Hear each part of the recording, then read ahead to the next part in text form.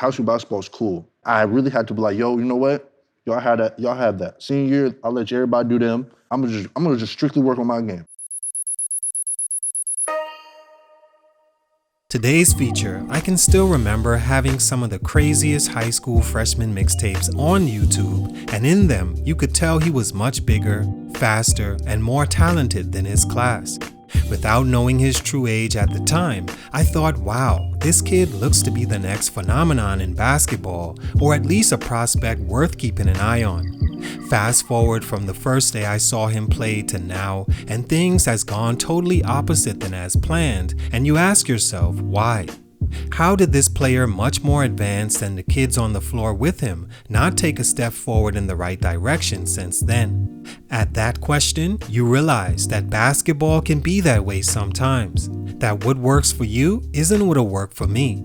That different decisions made along the way directly affect your outcome and can cause you to miss the window of your dreams in a highly saturated profession. When I was growing up, most kids were playing basketball. Today, everyone does.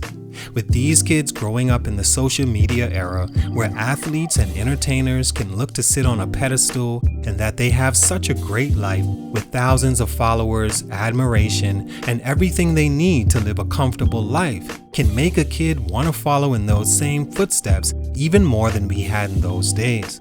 The one thing that can happen in this era's climate is you stunt your own growth, making a misguided decision. There are no roadmaps to this. You either were supposed to make it or you wasn't. You either have the right people in your ear or you don't. Your natural physical gifts or your work ethic is either what the league is looking for or it isn't. When it isn't and things don't work out, it can be a long road of adjusting to reality for a prospect and an even longer one figuring out what's next. I've always been intrigued by KYREE Walker's story and have always kept a distant eye on his progress, knowing it was either going to go great and he became the next praised phenom, or go in an opposite direction where he's caught and surpassed by his peers, doesn't have what it takes around him or within himself to make the right turns through the maze of a basketball journey, so has to live with making excuses to why he didn't make it. He went undrafted in the 2021 NBA draft as a 20-year-old prospect about to turn 21, and looks like development-wise an NBA future is not on the horizon if a miracle doesn't happen, mainly because of these 3 reasons. Let's talk about it. It's your boy JC Stunted Growth. Let's get it, man. Take a minute to like, subscribe, and comment on who I should do next. You can also send a super thanks by clicking the button below. Enjoy the video.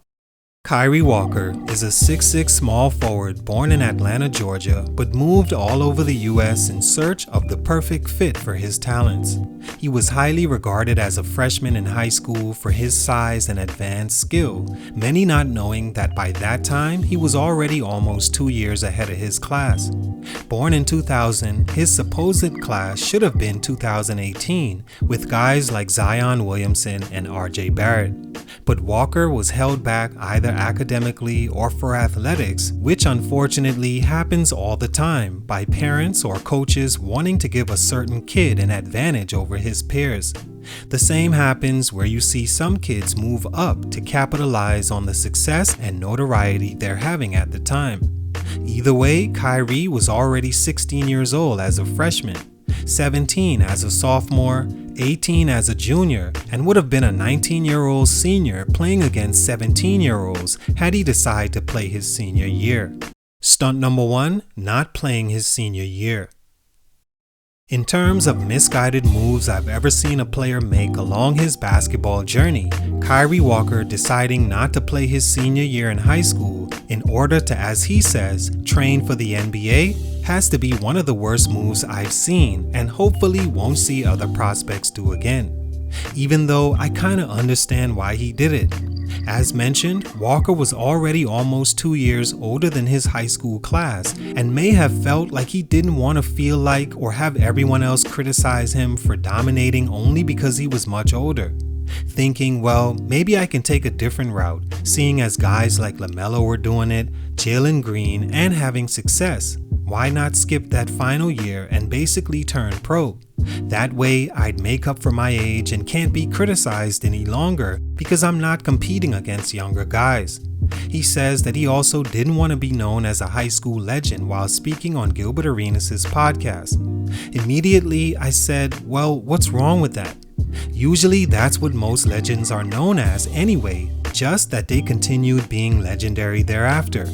Walker sat out his senior year while guys like Jalen Green, Josh Christopher, Cade Cunningham, and more all flourished and got the exposure they needed at places like McDonald's All-American and Jordan Brand Classics, as well as state tournaments and just being on the scene for their names to become more familiar and game evaluated and ranked, which leads to a bigger buzz that can go a long way.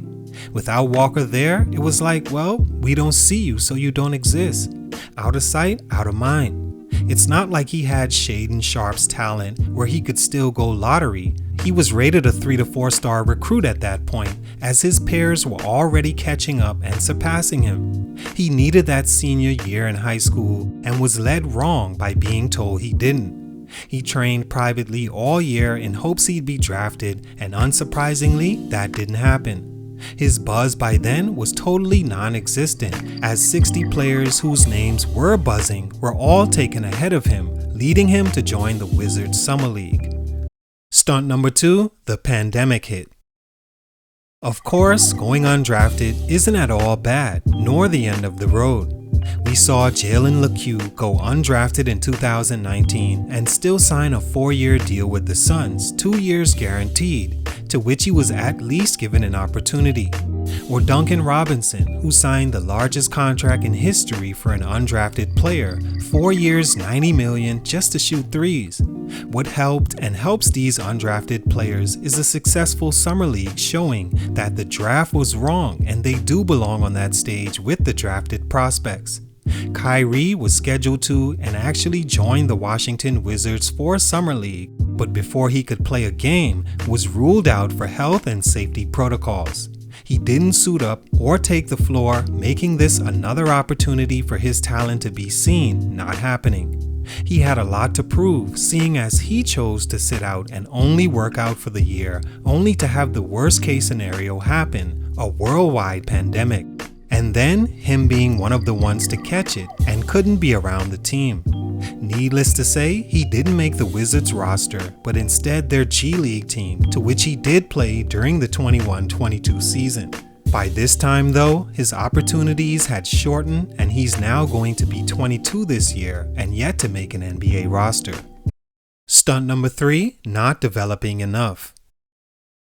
One of the things that's difficult along the NBA journey is projecting yourself ahead of time when you can't control certain aspects that are important factors in what you'll become.